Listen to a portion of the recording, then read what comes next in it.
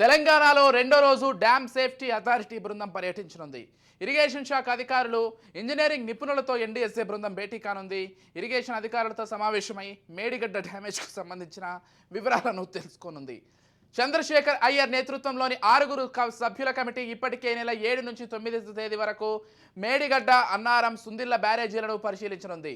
ఈ నెల 9న central designs office, quality control సహా వివిధ విభాగాల ఇంజనీర్ల నుంచి విడివిడిగా ఇన్ఫర్మేషన్ తీసుకుంది.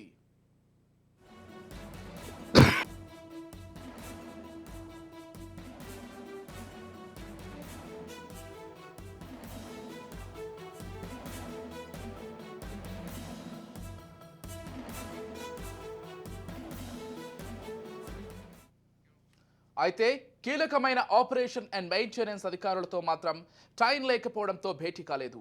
ఈ క్రమంలోనే బుధవారం నుంచి 3 రోజుల పాటు O&M అధికారులతో పాటు పలువురు ఇంజనీర్లతో సమావేశం కావాలని కమిటీ నిర్ణయించింది. అందుకు అనుగుణంగా ఇరిగేషన్ సెక్రటరీ అధికారులకు ఎన్డీఏ నిపుణులు కమిటీ ఇన్ఫర్మేషన్ ఇచ్చింది.